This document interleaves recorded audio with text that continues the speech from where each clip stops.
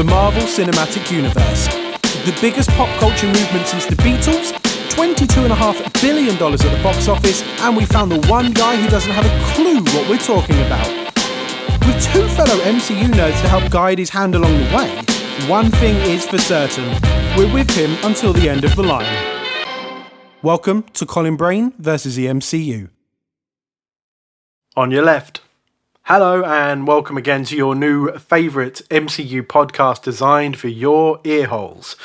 We have made our way back to Midgard via the Bifrost of Asgard, and not only that, we have travelled all the way back to the 1940s. That's right, this week we are watching Captain America, the First Avenger. So before we kick off proceedings, please allow me to introduce my fellow co-hosts. Firstly, a man desperately in need of the super soldier serum, if only to stop twisting his back every time he picks up his child. It's Robert Trott. Rob, say hello. Hello, that is savage. I thought you were just going to leave it as, may I introduce a man? That was it. Oh, yeah, I do need the super serum. I'm there done. You go. It will help. And secondly, the man whom this very podcast is about. He's as opposed to razors as Steve Rogers is to bad manners. It's our very own Captain Beard, Colin, John Brain. Colin, how are you? I'm doing well, mate. Thanks for that, yeah. Good old No worries, Jolin. Jolin is here. Oh, just before we started recording, we were just saying that for some reason we're in a bit of a giggly mood, and the whole intro I think was an absolute mess. So let's start as we mean to go on and keep going. So are we both well? Yes. Yeah, Without mate, the serum, my back is repaired. I'm back to my mediocre dad bod. I'm doing well, mate. Beard is staying strong, but I do have a haircut booked for next week, which I'm very in need of, and I'm very excited to have it done. Good. That's really good to hear. So, Rob, quick question. I was thinking, so we're 5 episodes in. Have you come close at all in any of our previous episodes to maybe spoiling anything for Colin? I think I have. As in, you think you already have spoiled something for him? I think I've been dropping a plethora of little nuggets that will have gone well over Colin's head. Yeah, they have. Our nerdy listeners will have. I think there'll be a few little things they go, ooh. They'll do that exact noise. Ooh.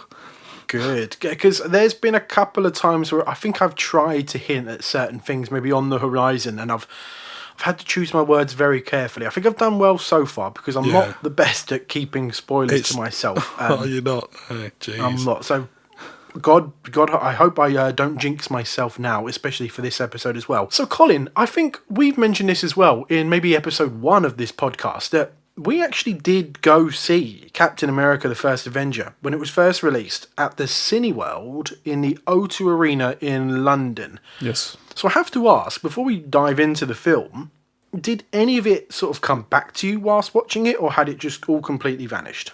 No. Some of it had stuck around. I won't get into it too deeply yet, but I have a very, very different opinion on the film watching it now than I did from the first time around, which was quite interesting. Very interesting. Okay, cool. So then, before we get your feedback, so to speak, as always, sit back, have a drink. That goes both for you two and our listeners. As I'm going to, as always, provide a bit of a background to the film. And as always, Jolins, any questions, just ask away. I'm sure between us, we may be able to answer. You know, like podcasts have like their group, like a fan base, and they call them something. Can we please call them the Jolins? The Jolins. Yeah. Your fans will be the Jolins. The Jolins. Okay, I think it's also worth saying, I had not noticed this to say, but you've just reminded me, Colin, that we're doing all these chats over Zoom because even though lockdown's slowly sort of starting to loosen, I guess, we're still a fair few hours away from each other. Yeah. So we do this over Zoom, and we all obviously, so Colin Brain isn't as Colin Brain, I'm George O'Connor. Rob has decided to give himself a nickname every single week. So, Rob, for Iron Man, what was your nickname again? Can you remember? Tony Starch. Tony Stark. That is comedy genius right there. For Incredible Hulk, it was Bruce Banter, if I remember correctly. Yeah. Iron Man 2, Low Hanging Fruit, it was Ivan Wanko. It was. Comedy gold. And for Thor, you explain. I'm not even going to Yeah, bring this this one up where to you. Jesus- You explain to the audience died on what its- Thor was. Yeah, died on its Asgard. It so this one, rather than Thor, Odin's son, it was Thor. Hold on, you what, son? Which needed to be said like that for it to make any sense. It needed to be explained and said like that for both of us to go. I Yeah. typed it all out in the Zoom thing and was like, right, this one's going to be the best one yet. Can't wait to see the boys' reaction. And it was just them sort of like squinting at the screen reading it. And George going, Thor, hold on, you what? You Watson. Watson, yeah, it was definitely Watson. Who's Watson? Yeah, fuck me. Oh, and so today he is. He's keeping it as golden as usual. Highbrow. He's Fucky Barnes. Oh God, I'm not going to get through this podcast. George, can you just say that again, please? Fucky Barnes. Oh, okay, that's good. Well, I want to clip that and have it as a message alert tone every time I get a message. Every time I text the group chat, he's fucking bad. Christ. Okay, come on, pull it together, We're boys. 7 We've got a minutes in. I've podcast got a to do. headache. Oh, we've Right. got a podcast to do, lads. Come on, We've pull got it a together. podcast to Yeah. do. Come on, Jollins and Fucky Barnes. So far, so good. Skip the compliments. Let's get on with it.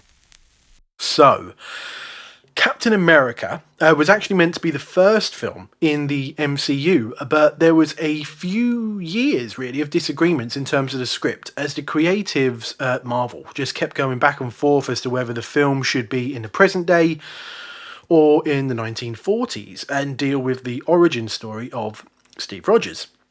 And it was also a victim of the writer's strike that happened in 2007, 2008 as well. And, it delayed a lot of TV shows, and it really affected them. But it actually affected the script of Captain America as well. So once it finally decided to pick the direction of the script, so to speak, it then came to pick a director. So the director of The Incredible Hulk, Louis Leterrier, he was actually in a meeting in Marvel Studios when he walked past an office containing some of the concept art for the First Avenger, and he immediately sort of offered himself to direct the film.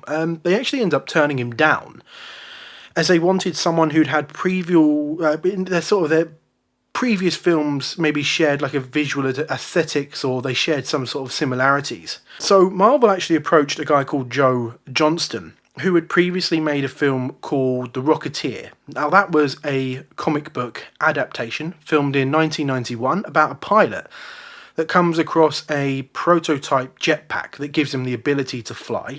Have you ever And seen throughout it? the whole film, Sorry, I've never seen it. Oh my god! Like one of my childhood favourites. I'm intrigued because it definitely does. I've seen some pictures of it today. It definitely shares like a visual aesthetic to the First Yeah, Avenger. it's great. Yeah. So and throughout the whole film, he's like fighting these evil forces that want the jetpack and so on. But he was also on the crew of the original Star Wars films as well, working in the special effects departments.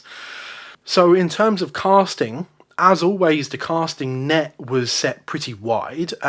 People that auditioned for the role were John Krasinski, Ryan Felipe. Is it Ryan Philippe or Ryan Felipe? I'm not entirely sure. Wyatt Russell. We had Jensen Ackles from TV's Supernatural, and 2 of the 3 Jonas brothers as well. Another person who auditioned was Sebastian Stan, who actually ended up getting the role of Bucky in this film instead.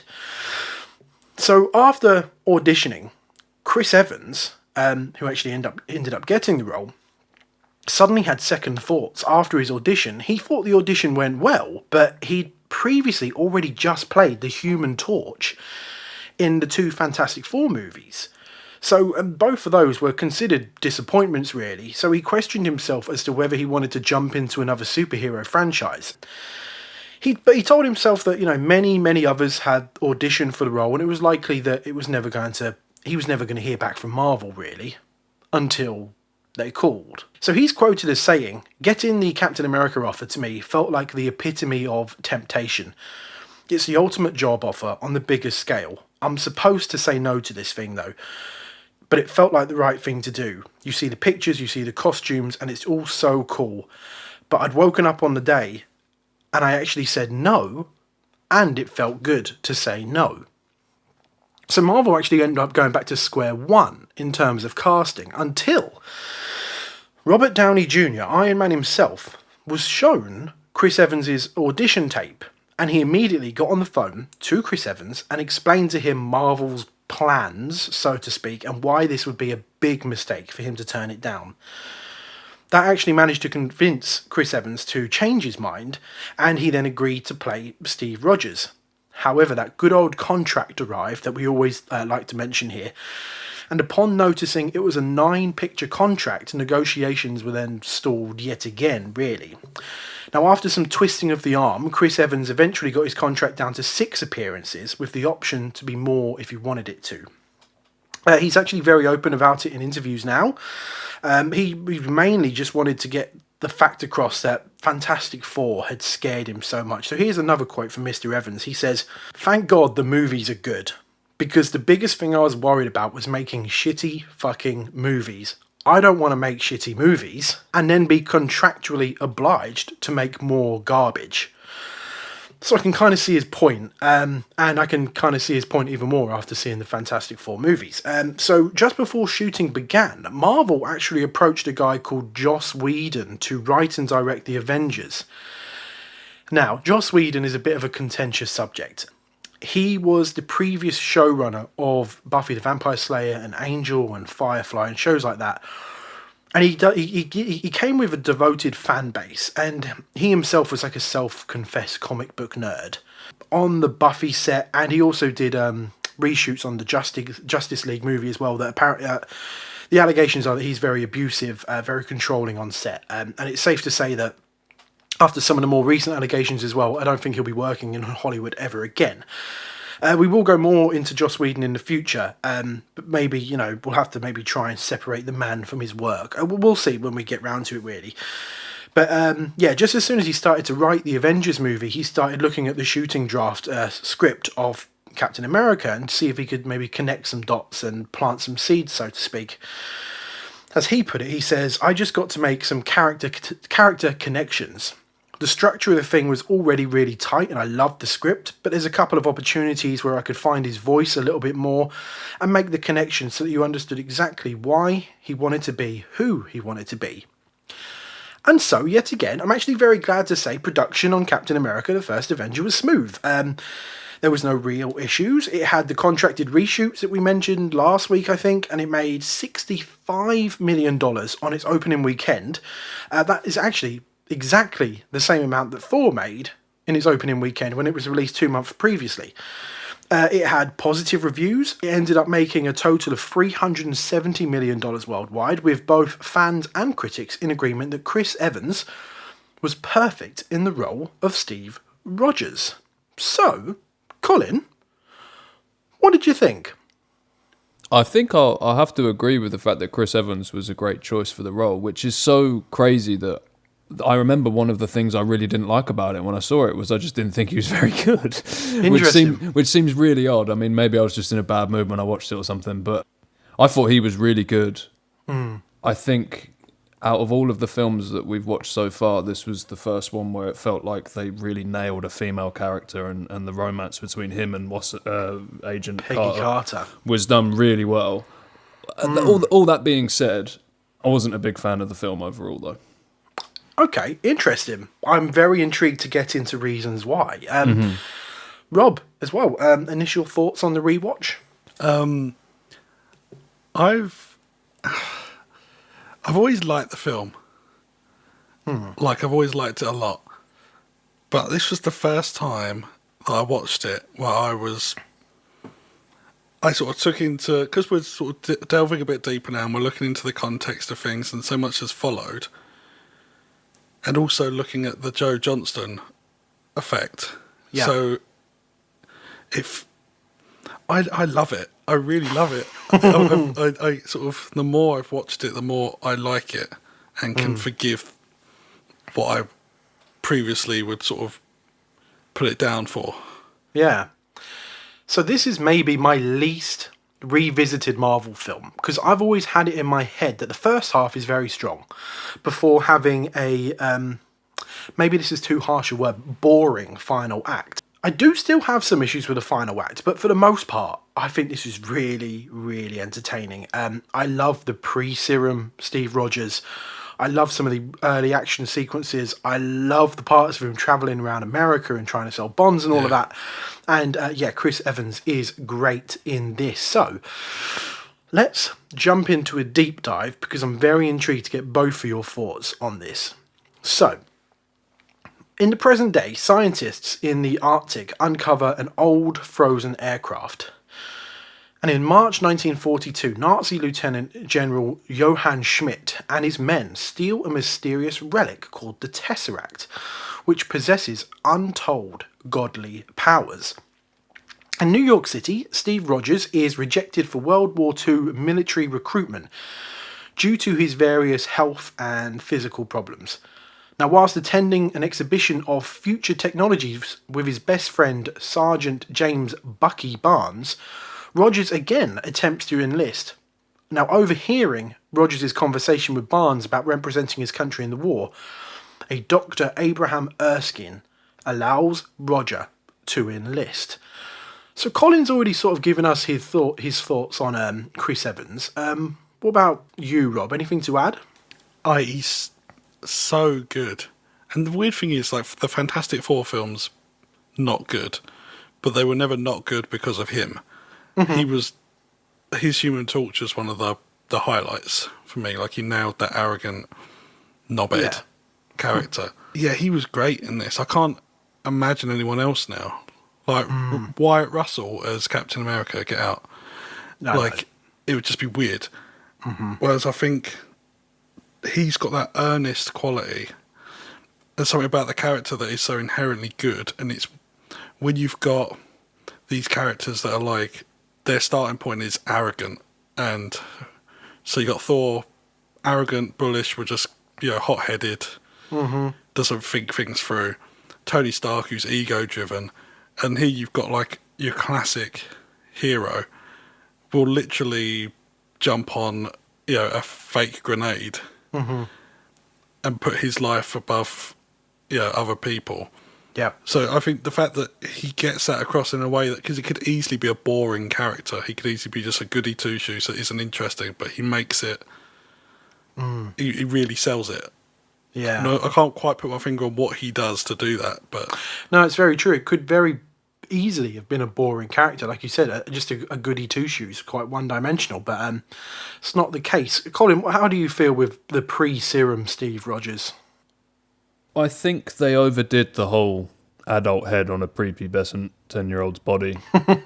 that whole thing, I get it, but I feel like they could have just had a more average looking person who wasn't in shape, and it really wouldn't have added any more to the. He goes in the machine and he comes out like he's just been pumped full of a bucket load of steroids or whatever. Like, you could have done that with just an average looking bloke, because like what Rob was saying, I think the character was just more about the fact that he's just a nice guy. And that was the reason why. I mean, I know that wasn't the reason why he wasn't getting into the army. Obviously, it was all the medical things. And like, they could have kept all that. He could have had all the medical issues. He could have just looked like a sort of average bloke. But it just really, it was distracting. It looked odd. Yeah.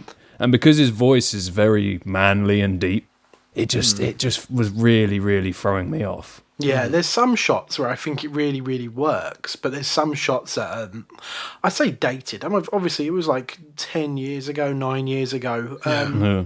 So yeah, I think there was, they definitely tried their best. It was just unnatural looking. Like, he didn't look like a human with his shirt off. He looked better. When he had clothes on, it was easier to There was just certain scenes where the tracking on his head, because what I learned from the Yes. audio commentary facts. Don't encourage him.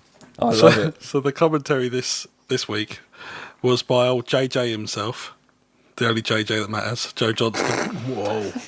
DOP Shelley Johnson and the editor Jeffrey Ford. It was a lovely listen.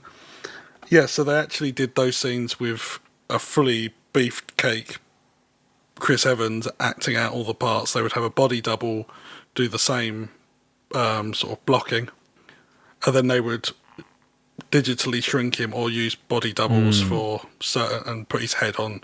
There's like a few different techniques they use depending on. I was reading they were putting when he was talking to other people, because obviously you have to take in account the height difference. So when they're shooting the actual scenes themselves, they're the same height, but in the film they have to adjust it. So I think Chris Evans would have dots on his chin, which is the eye, which represents the eye line. So people would have to be talking to his chin and things like that, so they could match it up in the edit. Yeah, there's some shots where they would walk you through in the commentary, like, okay, so when, for example, when he's in the testing bed, he's about to meet Erskine, and he's sat on, like, going from the bed to then picking up his jacket and going onto the chair. That involved, like, they were going through the whole rigmarole of, right, okay, it's a body double there, and then we sort of having to match this big dude sitting down and picking up something for that. That time was quite a special effects feat. Like you say, Joe Johnston comes from visual effects, so it's definitely something that interests him, because he was with you mentioned Star Wars, but he's also on Raiders of the Lost Ark, so Indiana Jones. So he did, yeah. The parallels between that and this, I think he was the perfect guy to.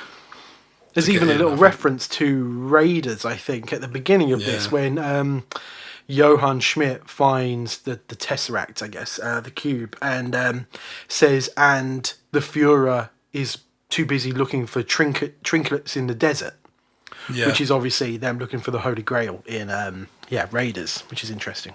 Did you like the Thor references? Did you notice them this time around, like Colin? Because you got I think there's that bit in the beginning when they first get the cube, and there's like the world tree on the wall, and he sort of mentions the Norse gods and all this sort of thing. Yeah, that was another reason why I enjoyed it a lot more than I did the first time round, because when I went to see it with you, George, I hadn't seen Thor. So, and I think that is a big mistake to watch this film without watching the previous ones. I'm surprised George was nudging you, going, mate, this is you haven't seen it, but Thor, this is how I feel like, and you missed by 5 minutes of it. Yeah, exactly. I have always been annoying, it's true. But it sort of made me realise that this whole thing, the MCU or what, this series of films, it's starting to feel like a series now. Like this feels like an episode. It feels like a long episode in a series, and it's quite interesting to approach it like that, because I'd never felt that before when I just watched the old one. Like when I saw it before, a lot of the little, like even the Howard Stark element of the whole thing, like that didn't hit me at all the first time I saw it. Like you could have told me then that's Iron Man's dad, and I'd just be like, okay, cool. Like I don't care. Yeah. But no, and I think that's why I enjoyed it a lot more. I mean, I say I didn't like it. I still enjoyed it, but I had some issues with it, yeah. Okay. Seeing the expo and Howard's version of that was quite nice. I do get a kick out of the Stark Expo scene in the beginning, sure. So I'd quite like Dominic Cooper as Howard Stark. I can't help but maybe think there was someone else out there maybe a bit better for the role. I don't know why. I just think in the Expo scenes, he definitely gets the swagger and the ego across of like a Stark, but I don't know. There's something that doesn't quite work with me in terms of that performance. Where you've sort of seen his dad so recently in Iron Man 2, and he looks nothing like John Slattery. It's a bit of a Yeah. Like, I don't know what the answer is. And John Slattery's really almost like he's quite commanding, and he has this different presence to. That was one of the things that I picked up on. I didn't really like the Howard Stark character in this. I felt like he. And again, it's probably because of what we had seen in Iron Man 2. It just felt like he didn't quite have that authority and power that he had from those films. And I've got to ask though, Colin, despite not really liking him, do you fondue? Don't answer it, because if you answer it, you encourage him. I know this is audio only, but my head has just gone into my hands pretty fast. It's bread and cheese, Colin. In terms of, so we'll kind of wrap up on Chris Evans as Steve Rogers, but oh, Captain, my Captain. That's all I can really say. Steve Rogers I think he's my favourite character in the MCU. Yeah. So as I've become older, because I'm now a 30-something-year-old idiot, the thing I love more in movies is the acts of like a good person, or acts of kindness. So let's say I'm watching like a rom-com, for example, or we get the usual cliche of like one of our leads dies in the end or something like that. I find myself, I won't usually get affected by it. There are some exceptions, like I almost had to leave the cinema with a drip on my arm because I cried so much during A Star Is Born. But Colin's face was everything to me then. But then you show me a film like Paddington 2, for example, and it will automatically become like one of the greatest films I've ever seen in my life, because it's these acts of kindness that really sell me nowadays. So there's this emphasis on the beginning in this film at just how much of a good man Steve Rogers is. So I love the scene in the cinema at the beginning where he's shouting at the bully during the footage of like the soldiers at the war, and he, one woman in the cinema is quite obviously she's distressed by the footage, and upon noticing this, Steve kind of tells the guy to shut the hell up. This guy's, he's twice the size of Steve, but he doesn't care. So he can do this all day. Exactly. He proceeds to get the crap beaten out of him. And in that fight scene, we have those two wonderful moments. And Rob's mentioned one of them is that the first one is, as he gets hit to the ground, he picks up the lid of a bin to shield himself, which is obviously a lovely little foreshadowing of his weapon of choice later on in the film. And it also introduces the phrase, "I could do this all day," which, when spoken from like the bruised and bloody mouth of Steve Rogers, it's so much more effective for me, really. It's quite something to have a character whose first instinct isn't to grab that bin lid to smack him around the head with it or use as a weapon. He uses it defensively, and that tells you a lot about the character as well, without sort of doing much. Yeah, I completely agree. So to continue, Steve is then recruited into the Strategic Scientific Reserve as part of a super soldier experiment under Erskine, a Colonel Chester Phillips and British agent Peggy Carter. Now, Phillips is unconvinced by Erskine's claims that Rogers is the right person for the procedure, but he relents after seeing Rogers jump on a grenade to save his comrades, unaware that it is a test. The night before the treatment, Erskine reveals to Rogers that Schmidt actually underwent the procedure prematurely and suffered permanent side effects because of it. So, how good is Stanley Tucci as... I'm going to say that again. I'm not going to say Stanley Urchin. No, Stanley Urchin. All right, Governor, it's me, Stanley Urchin. Oh, fine, it stays. How good is Stanley Tucci as Erskine? I think he's so good in this. Yeah. I mean, from the moment he sets him up for the, I don't want to kill anyone. I just don't like bullies. Mm-hmm. And that every scene he's in with Steve is lovely. He's really funny. For his brief screen time, he delivers a lot of heart. He's almost a template of a character, because he really reminded me of the guy that Tony met in the cave in Iron Man 1 a little bit. Even his like early death and the pointing to Steve Rogers as he's died, bits and bobs like that. So, Colin, we're starting to see some links here between other Marvel movies. So obviously we've got the super soldier serum that Erskine wants Rogers to take. That is what inspires Bruce Banner in the future to try and replicate the serum. Only obviously he gets it wrong and becomes the Hulk. You have also the link with Erskine saying that the serum enhances what you already are. So it helps explain maybe that, when Banner took the serum, even though he got the formula wrong, he ended up like the Hulk, whereas when Emil Blonsky took it, we ended up with the Abomination. So in this whole sequence as well, like I just mentioned, I'm obsessed with the moment where Steve jumps on a grenade in an attempt to save his fellow soldiers. I think whoever wrote that sequence deserves a raise. So even my fiance, who saw this with me, and she hadn't seen the film before, we got 5 minutes into it, And she kind of like looked at me a little bit and she said, they want this guy to be a super soldier. And I got very weird looks when I said, well, he's my favourite character in the MCU.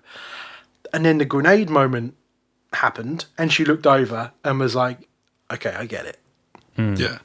It's just, I get goosebumps just talking about that moment. And I know, like, it's the same thing you get, George, that sort of like, it's so refreshing when, especially when this come out, when the instinct is to have all the heroes be dark, because it worked for Nolan's Batman at the time, which is great for Batman, but the sort of the idea of trying to push heroes through that sort of dark and tortured filter.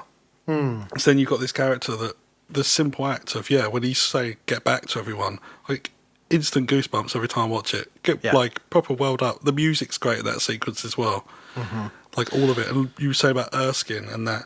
I've written down the quote because I just think it's such a good quote, where he says the serum amplifies everything. I'll do it in Stanley Urchin's voice.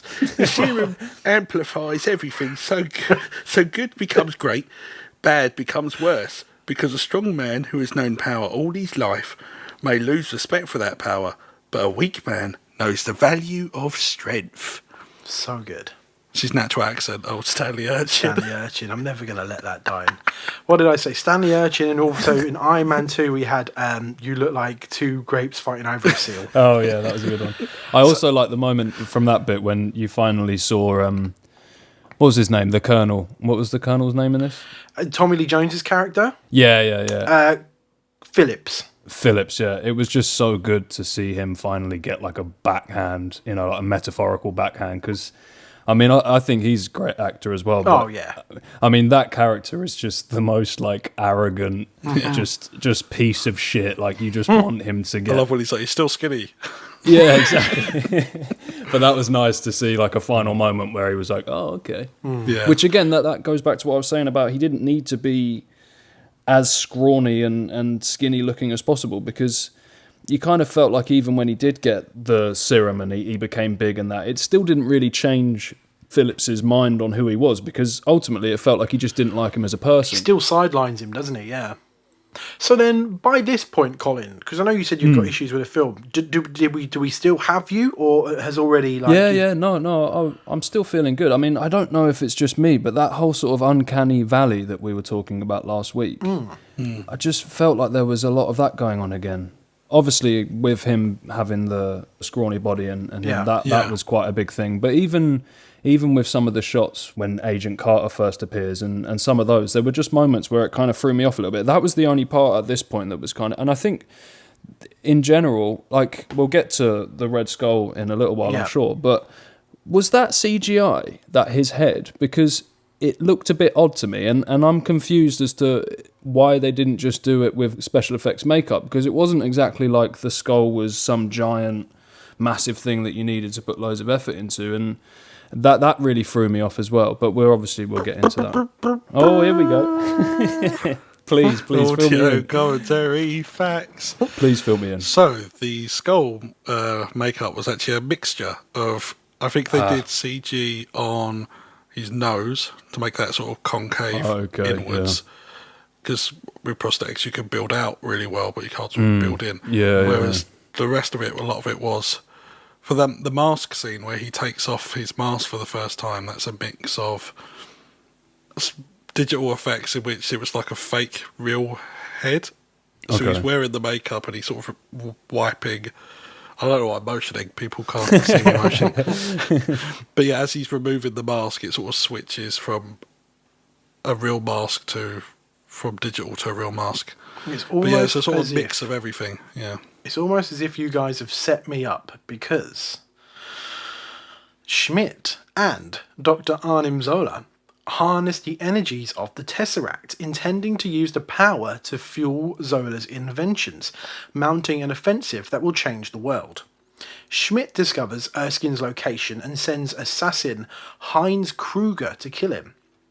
Now, Erskine subjects Rogers to the super soldier treatment and injects him with a special serum and dosing him with Vita rays. After Rogers emerges from the experiment taller and more muscular and undercover, Kruger kills Erskine and flees with a vial of the serum. Rogers pursues and captures Kruger, but the assassin avoids interrogation by committing suicide with a cyanide capsule. So we've talked about how they did sort of the effect on Schmidt, the villain here. So what do we think as Hugo Weaving as Johann Schmidt, and where does he rank among our fellow MCU villains so far? I thought the first scene was really good with him right at the beginning, when he goes in and steals the... What is it called, that? The Tesseract. The Tesseract, yeah. I thought that was really cool. I mean, it just, it showed how powerful he was, and almost, mimicking the dictatorship of... Hitler? Hitler, yeah. That's the one. That's him. And I really like the fact you could tell that there was something going on with him, because he kept sort of rubbing his face every now and again, and I really like that. It droops behind the ears sometimes it was as well. drooping, and I also really enjoyed the first reveal when he pulled that off, like Rob was just talking about a minute ago. Yeah. But then after that, like I said, it felt like, and also there was a moment where I really like that scene when he was getting his portrait painted, and like you didn't actually see it. I love that in films when they just keep prolonging the reveal. I really love that, and the reveal was really good. But after that, every time he was on the screen, it just felt like his head was vibrating, or it kind of looked like his head was like just vibrating a bit, and it completely took me out of it. You can imagine that if he was. I don't know if he's red all over, or if it's just his head. Does he look like a matchstick when he takes his clothes off? But it just kind of took me out of it a bit, and then I couldn't really get past that, unfortunately. Mm-hmm. I'd say at this point where we're at, he'd probably be my second favourite. Loki, I would say, is my favourite to this point, and then just under, I would say him, because I feel like it being set in the 1940s as well, it kind of leads into it being like a bit of a classic comic book, and the hamminess works, I think, in his favour a bit. Whereas if that was a modern day, if he was like a Tony Stark villain, it'd be like, oh wow, this feels a bit weird. Yeah, I think he's okay. I like my villains to be a little conflicted, but if they're not conflicted, I instead want to hate them down to my bones. But I wasn't getting any of that here, really. He's a little one note. He wants to destroy the world. Yeah, okay, sure. Why? Don't really know. Or maybe some of his motivations for me were a little unclear. But saying that, and much like you, Colin, I adored the build-up to him. So from the first scene where he shoots that guy and the blood splatters onto his Hydra badge, and the blood only lands just on the skull portion of the badge. And I love how sinister, like you mentioned, the scene is where he's getting his portrait done. And the painter is... what's it called? Is it an easel? Where the only paint that he's using is like this deep, dark red. And... what the camera does sort of show us Schmidt, but he's in like deep silhouette, and loved all of that. But in terms of being like an actual villain and like a nemesis to Steve Rogers, he felt like a bit of a wet fart, really. But about that chase sequence after the serum scene, that all works for me. I love the set dressing, the set design. I think the streets all look amazing. And they put all these like tiny like character beats into the chase scene as well. So when Steve when he first starts chasing the assassin, and there's one little moment where he looks down and he realizes just how fast he's starting to run. Beautiful. Yeah. And he ends up sending himself flying through a shop window, because he's never ran at that speed before. He's not used to it. He can't control it. All works perfectly for me. Keep them coming. Audio commentary, facts. I say facts. There's two back to back here. So Joe Johnston, said he was tempted to have Peggy be the old lady in disguise in the introduction to that scene, because that is how it is done in the comics. She's sort of in disguise and welcomes Steve into the experiment. He said he'd love to see Peggy look 87 years old. And then Joe Johnston also joked that Richard Armitage, who played the very saucy Heinz Kruger, only took the role so that he could shoot an 82-year-old granny. Your fact was okay. What was even better was the 2 seconds it got for Colin to get the saucy reference. Oh no, I got Kruger. it. I got it. I just didn't know how to react. So That's how my jokes go. I love it. There's never laughter. There's always sort of Yeah, it's more just a deep sigh or something. some sort of process going on. Yeah. Okay, so with Erskine dead and his super soldier formula lost, US Senator Brandt has Rogers tour the nation in a colourful costume as Captain America to promote war bonds, whilst scientists study him and attempt to then reverse engineer the formula. Now in 1943, whilst on tour in Italy performing for active servicemen, Steve Rogers learns that Barnes' unit, his best friend, was MIA in a battle against Schmidt's forces. Now, refusing to believe that Barnes is dead, Rogers also has Peggy Carter and Howard Stark fly him behind enemy lines to mount a solo rescue attempt. Rogers infiltrates the fortress of Schmidt's Nazi division Hydra, freeing Barnes and the other prisoners. Rogers then confronts Schmidt, who then removes a mask, as we've already mentioned, to reveal a red skull-like visage that then earns him the name the Red Skull. Schmidt escapes and Rogers returns to the base with the freed soldiers. So, you've already briefly mentioned it, Colin. As always, we like to talk about the love interest, whether their chemistry was any good, whether it felt natural within the storyline, but it worked for you here. Firstly, I think her character had more than just one note, which I feel like a lot of the previous female ones has just been, you know, looking at the superhero and drooling in every scene. Yeah, exactly. Bruce. You know, even after he was roided up, she was still... It was almost like that didn't even matter to her. Like you could tell from the way she was still looking at him and the communication between them. And it was my favourite part of the film, to be honest. Their relationship. It was just really nice to see like a female character with a bit of substance. Yeah, How for sure. good was that bit in the boot camp where the person who gets the flag off the pole gets to get a ride back to camp with her, and Steve just like takes the flagpole out. Yeah, that was good. I think there's just, like you said, there's so many nice moments where she falls in love with Steve before. Yeah, with his personality. There's a nice moment they mention on the audio commentary facts towards the end of the film, which we'll go into in more detail, but she's looking at Steve Rogers' file and she opens it up, and Hayley Atwell made the choice to not be able to pull out that photo of him pre-serum, and she just takes that moment when she pulls out, the score like elevates and you just feel it 100%. Like that she loves him. She fell in love with that skinny kid rather than Yeah. It's almost as if you two have read my notes, because much like you two as well, completely worked for me. I think the best thing they did was make Peggy have that connection with Steve pre-serum. Yeah. Otherwise, I don't think it would have done her character any favours. So, even though she has that great beat where after she sees him, after he's immediately taken the serum, one of her first reactions is to almost like go to poke his abs, which she also has to like instantly hold herself back from doing so, and that's actually I believe that was improved by her as well. apparently so. Yeah, so I love Hayley Atwell's chemistry with Chris Evans. I think it comes across fairly natural, and it's definitely, I think it's the strongest love story we've seen yet in the MCU.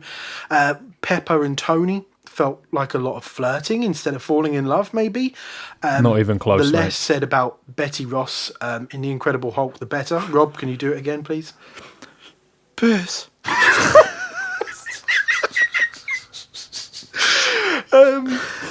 And as I think Colin mentioned last week, the love story in Thor just felt like a love story because maybe the story demanded it, and therefore it didn't really come across as natural as it should have. But you know, at the end of the day, it did introduce the concept of fuck eyes to me. So thanks again for that, Colin. I really loved that scene before he becomes, full on Cap. They're chatting in the car, and he's saying about never danced with a girl, basically, but not through choice, not through because he's had maybe options, but He's just waiting for the right partner. That's it. Yeah. And how they play on that throughout the film is beautiful. Mm-hmm. Bucky tries to, tries to become that dance partner, and she's like, "No, I'm waiting for the right partner." Mm-hmm. Then, we'll get to the end, but Yeah. the rule of three, that it just sort of, it's wonderfully, it doesn't come out of nowhere like Iron Man 2, and it's like, oh, okay, Pepper's on this roof, we're kissing now, like two grapes fighting over a seal, where it's woven throughout, and it's really nicely done. Thank you, Stanley Urchin. So Rogers then recruits Bucky, Dum Dum Duggan, Gabe Jones, Jim Morita, James Montgomery Falsworth, and Jacques Dernier to attack other known Hydra bases. Stark then outfits Rogers with advanced equipment, most notably a circular shield made of vibranium, a rare, nearly indestructible metal.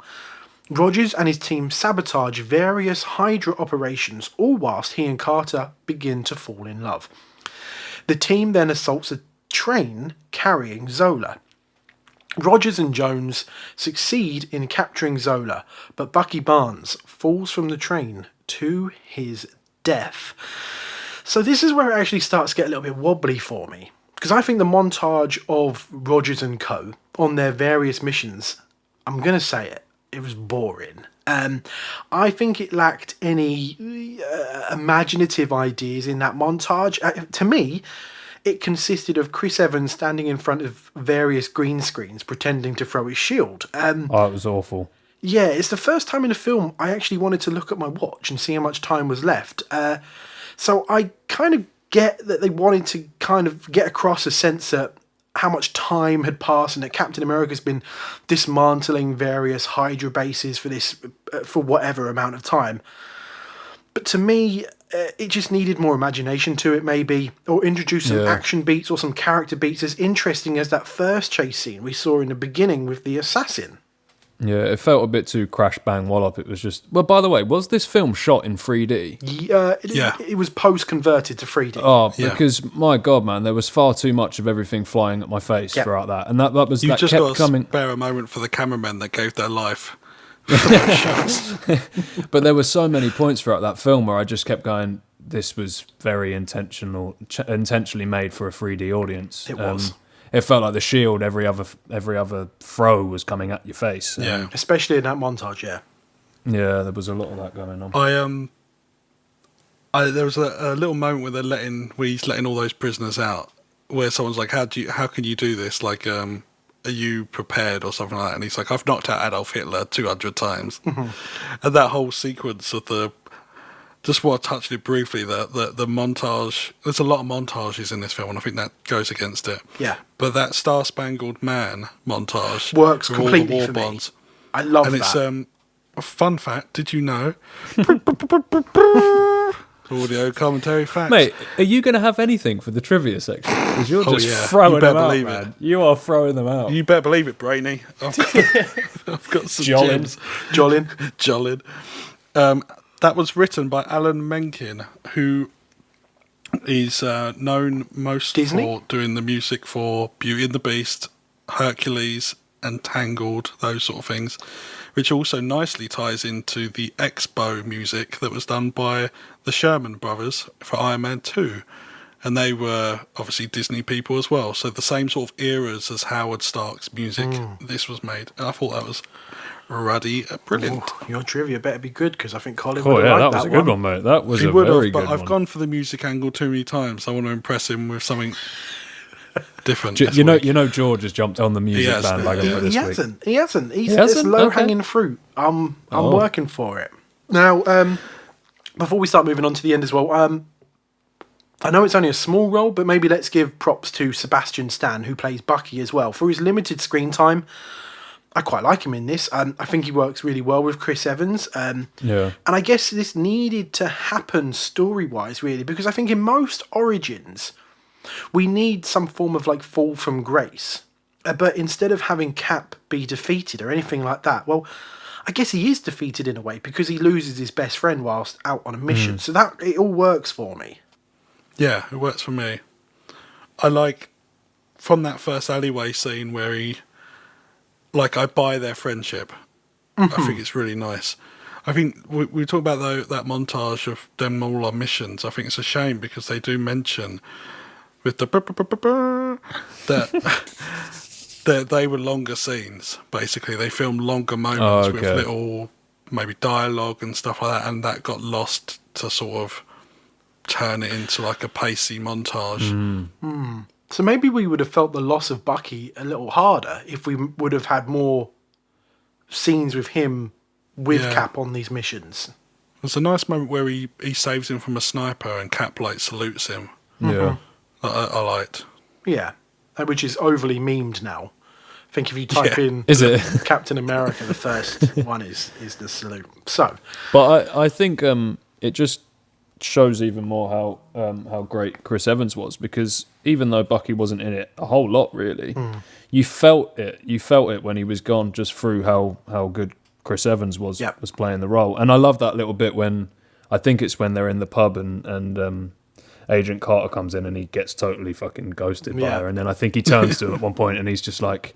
He says something like, "We've switched roles." Yeah, or something he realises like what it's like to be Steve Rogers now. Yeah. Steve's like, maybe she's got a friend. Yeah, exactly, Yes. exactly. And I liked their relationship as well, actually.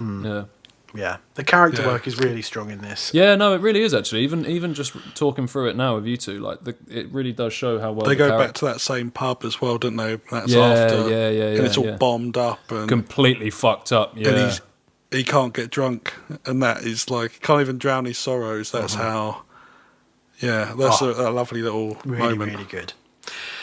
So, using information extracted from Zola, the final Hydra stronghold is located, and Rogers leads an attack to stop Schmidt from using weapons of mass destruction on major American cities. Rogers climbs aboard Schmidt's aircraft as it takes off. During the subsequent fight, the Tesseract's container is damaged. Now, Schmidt physically handles the Tesseract, which then opens a wormhole into space, sucking him into it. The Tesseract burns through the plane and is lost in the ocean. Seeing no way to land the plane without the risk of detonating its weapons, Rogers radios Carter and says goodbye to her before crashing into the Arctic. Stark later recovers the Tesseract from the ocean floor, but is unable to locate Rogers or the aircraft, therefore presuming him dead. Now again, we'll get on to the proper ending, but again I had the same issues that I had with the montage. The same issues are back. The action again is not as imaginative, as creative as we've previously seen in the film. That first chase scene, they built up such it was such a good, cool moment that I couldn't live up to it for the rest of the film, really. Because the warehouse where said Hydra stronghold is, it all kind of all feels like a soundstage and just lots of green screen. I thought it was all lacking texture, really. And, you know, in your last battle for a superhero film, that's your time to wow your audience. Send them home going, oh, remember that bit? Oh, and that bit. How cool was that bit? But those last 20 minutes or so, to me, was lacking all of that. It just felt like we, in terms of action, had maybe run out of steam by that point. I think you're right in saying it peaked. It peaked quite early on the action front. But one of the bigger issues I had with the film in general, and maybe I'm just getting the character of Captain America slightly wrong in my own head, but as soon as he got that shield, it was all shield. It was like, it was every action scene was him tossing the shield and just battering people with it, and it kind of took away the idea that they've even created a super soldier. It almost felt like if you just found someone and gave him that shield, they'd be able to do almost exactly the same thing in any of the action scenes. And that thing does not obey the law of physics at all. No, but I mean, some of the hand-to-hand combat was quite interesting when the very little amount in it. But other than that, almost every scene was, oh wait, just wait until he gets his shield back. He's going to toss it at someone, And therefore, knock him over. how creative can you be with the shield? Well, it's just a bit boring. It doesn't leave you with any suspense. It's like, I get it that shield is obviously like incredibly powerful, similar to, I guess, like Thor's hammer or whatever. You know, it obviously holds a lot of power, but it just almost took away the need of even creating a super soldier. I get what you like. You know, the point is that he's a nice guy, and the fact that he makes good decisions is a good thing. But do you really want that in a war? Like, do you really want the guy who's the good guy? I mean, you know, if you're going out there to essentially destroy something, then you just want the guy that's willing to go out on the line. Give him one of those shields, and would you have a different outcome? Was sort of, you know what I'm saying? I guess their worry is if you give the serum to someone like that, do they go like Red Skull basically? Yeah. But yeah, I get what you mean. It's interesting because I was thinking about this today, that he's still not particularly skilled. Like, you can make him strong, but he still wasn't really succeeding at the training side of things. So he still needs to get that military training. He's not like a Marine in terms of how he can deal with combat situations and things. He's still very much just like trying to get a punch in. And he learned how to skydive pretty quickly, didn't he? Yeah. That's very true. Yeah, he's on it. He's out. Yeah, I liked, there was something earlier on in the film where he was awarded a medal and he didn't show up. And I thought there was a nice parallel that I'd never noticed before between that and Iron Man 2, where Tony gets the same, looks like the same location, that same moment to get a medal, and of course he stood there doing the V signs, of course, because he's driven by ego, and Cap isn't. Cap's like, well, the medal's not what I did it for. I did it to save people, and that's enough. And it's just like, it's more and more sort of like building up on these characters and who they are. Yeah. And sort of setting those the sort of foundations, I guess. Yeah. I agree with what you were saying though, George. Like, there's a lot of green screen in that final bit. There's a lot of great sets as well in the film in general. That's what absolutely boggles me. So it's all done on, a lot of it was done in sets, and real, like the plane set was lovely. Like, actually, after seeing it a while, it was quite nice to appreciate some of the good set work. I think that makes the green screen stuff feel a bit more like, it all went a bit Sky Captain. It does. It reminded me of like the final act, almost of a Zack Snyder movie, to be honest with you, because I think they lack sort of that texture, and the backgrounds are all very dull. And I need stuff happening in the background, but it always focuses on the forefront of what's happening, and found it a little boring. But saying that it ran out of steam is maybe incorrect, because they did save a little bit left in the tank. So we've got firstly the goodbye with Peggy. Now, Tommy Lee Jones, who we've sort of briefly mentioned in this,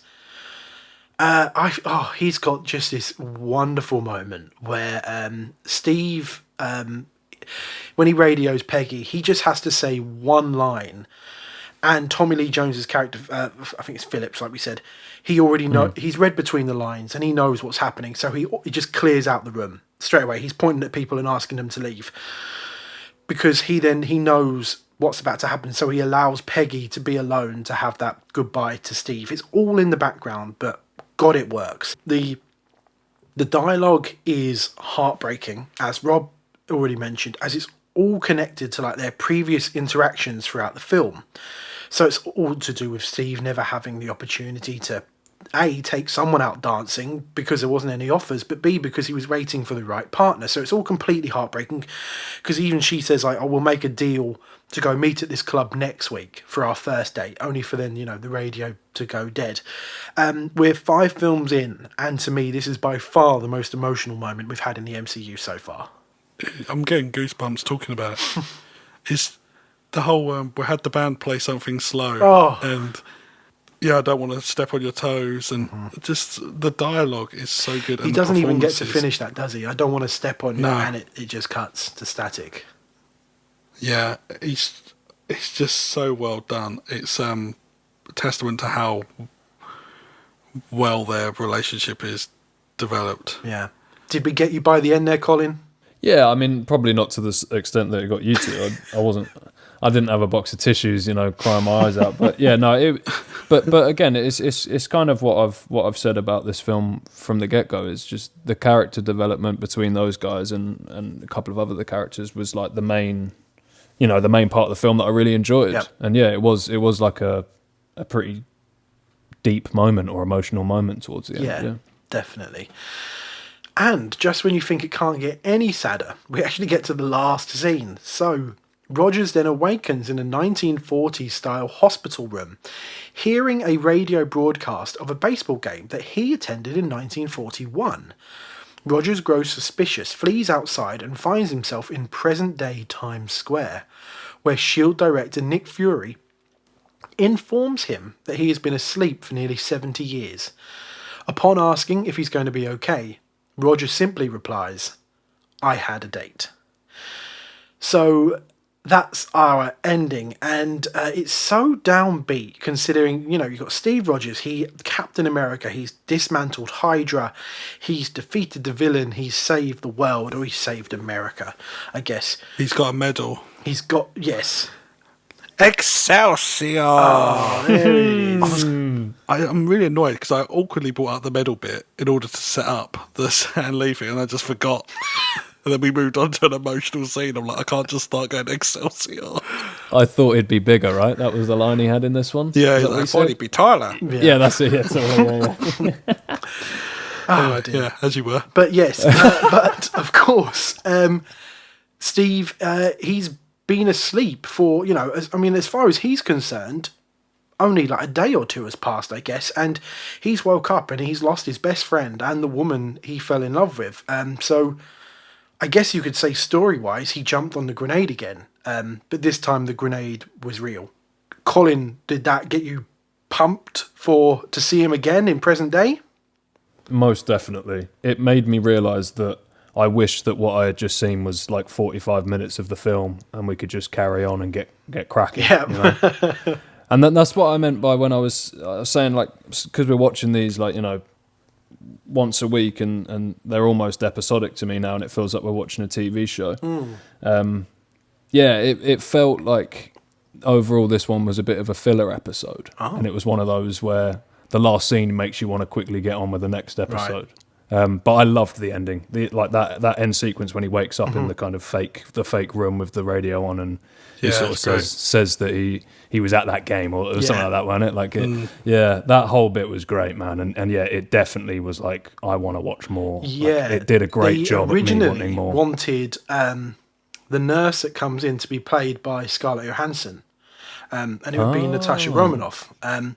But then they realised if it was her, that we'd get the realisation before Cap does. Of course, yeah. And they decided that it works best if he almost tells us that he was at the game. So then they hired someone else to play the nurse.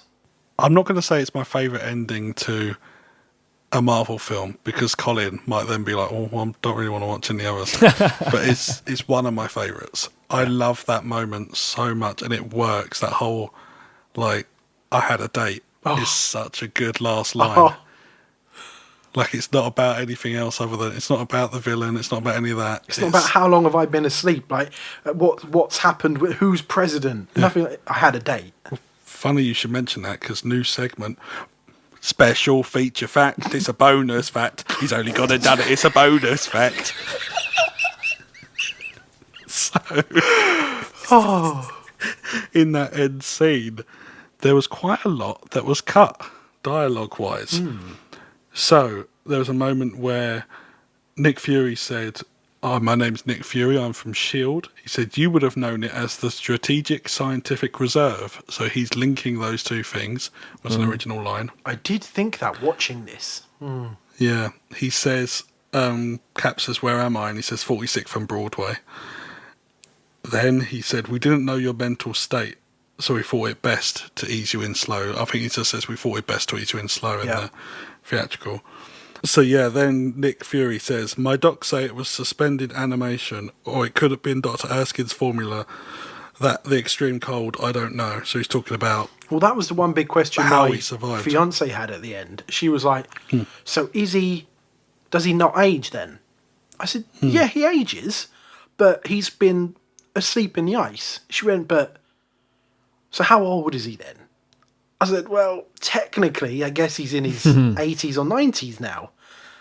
She went, right, so she just confused her. And then the more I tried to explain it to her, the more I was like, Oh, I don't think even confusing I know. yourself. It's best they don't explain it. I Yeah. think to keep it vague. So you can see why all of this was cut. Because then Steve says, "What about the war? Did we win?"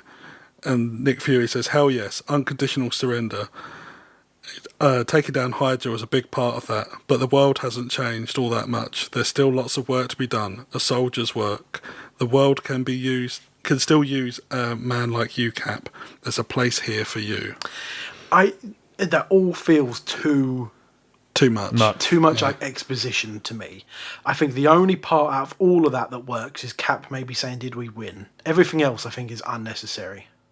I don't even think that's necessary, because you think it's more powerful for him to say, none of that be on his mind and just be, Oh "I yeah, had a date." of course, yeah. Yeah, They yeah. 100% made the right decision. Yeah. I think the only thing they should have kept was, you would have known it as the strategic scientific reserve. Yeah. So that just links SHIELD and would have been nice.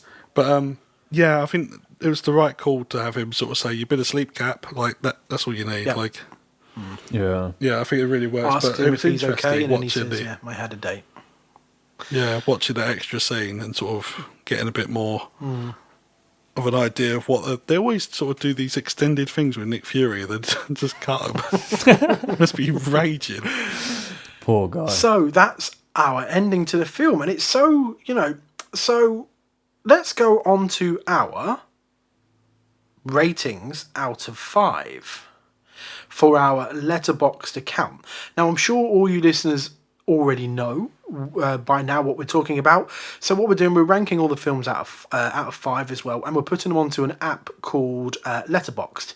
The link to our account is in the episode description below. And so by the end of these however many films we're going to do, we will have an extensive, almost like ranking order, but one for Colin, one for myself, and one for Rob. So, Colin, out of 5, where are we at? This is hard, man. I've gone back and forth about 3 times. Yeah, because, like I've said, overall the film didn't quite work for me because it was just a lot of, like I said a minute ago, it felt like a filler. I just once it had finished, I was like, okay, let's move on. But that being said, the relationships between some of the characters were some of the best I've seen so far. So it's like, it's a kind of toss-up. The movie overall didn't quite work for me, but it had some of the best character development out of all of the films. So I think because of that, I'm going to have to give it a 3-star. That's not bad. Not bad. Rob? Wait, did I? Oh, Okay, sorry. I can't go You back can, now, you I? can. I can't go. You can change it now. You just can't change it when we do the next episode. Well, I just think, you guys are going on about how these films turn into friggin' masterpieces, and I'm thinking, if that's the case, then maybe 3-star is too high for this. Oh, I thought you were going to go higher.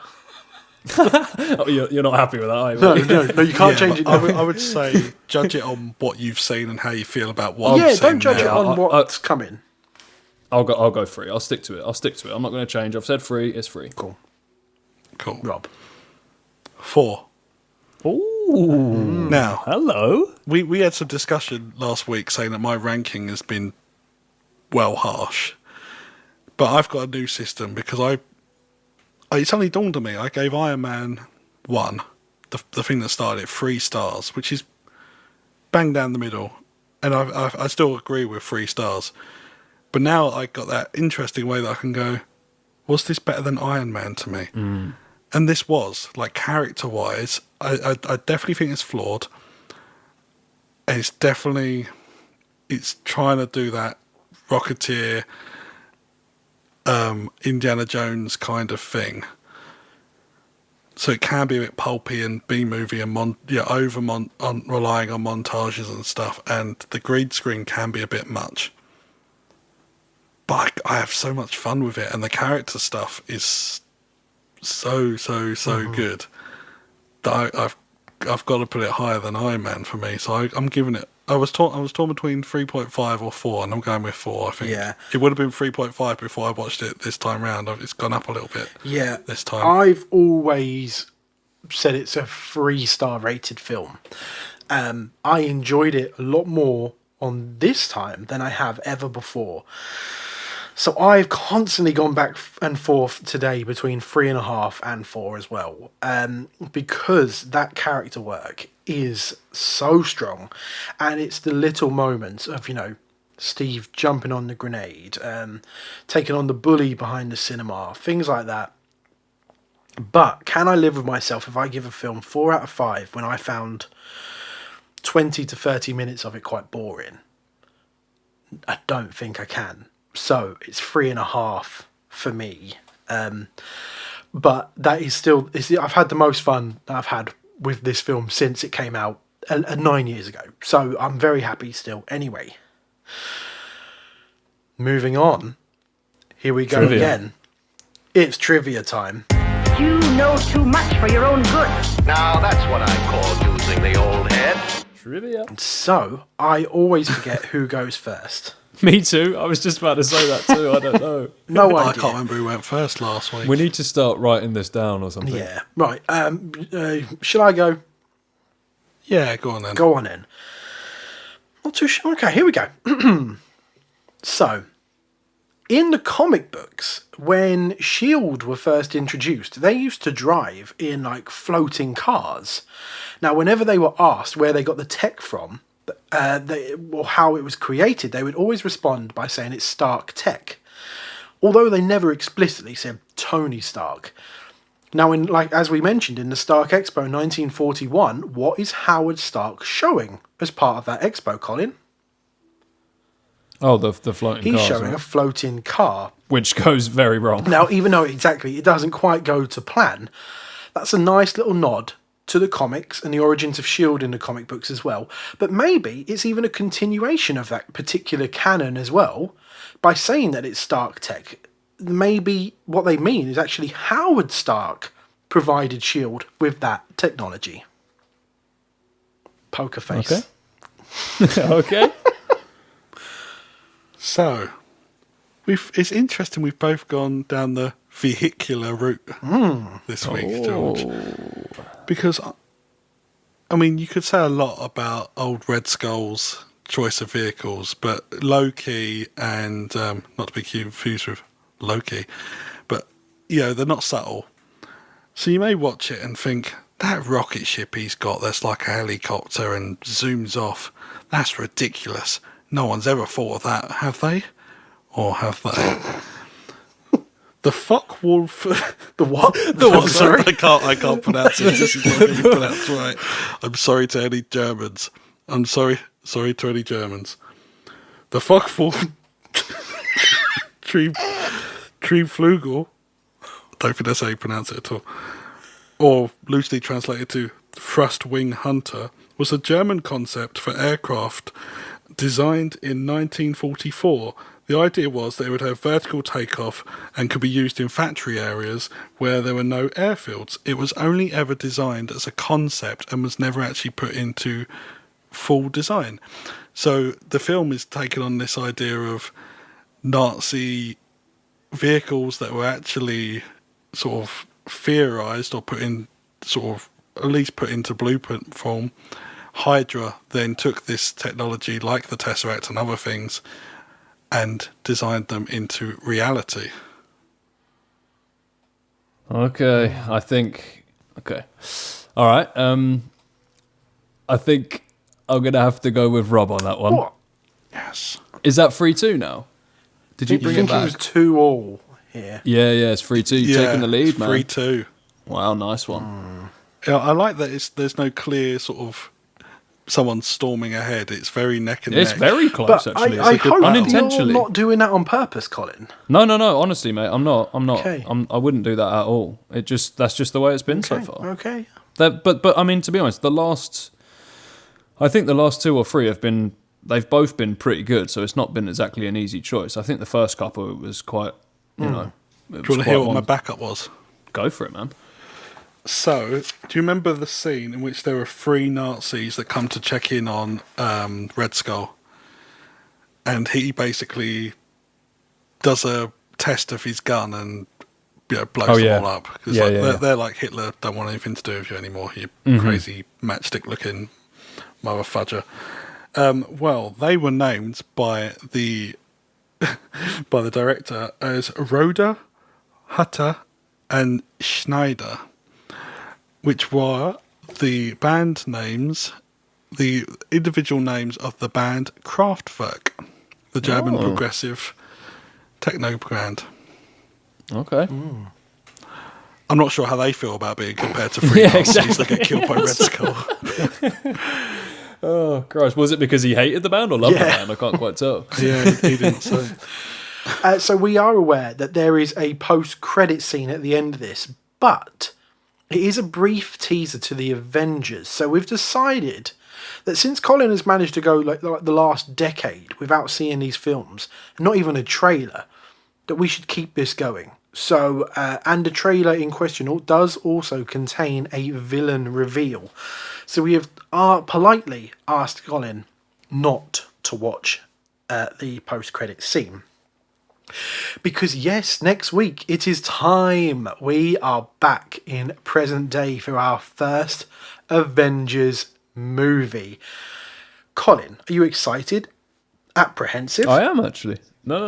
I'm ready. I feel ready. Good. How do you think it's going to be having all of our heroes sharing a film together? Very interesting. Just because I have no clue how they're going to make this work. So I'm very intrigued. You should be, sir. So that's another week, and as always, it's been a pleasure, boys. That was a good laugh this week. So Rob, say goodbye. Goodbye. Colin, say goodbye. Goodbye. Thanks for listening, everyone, and again, stay safe, stay well, stay nerdy.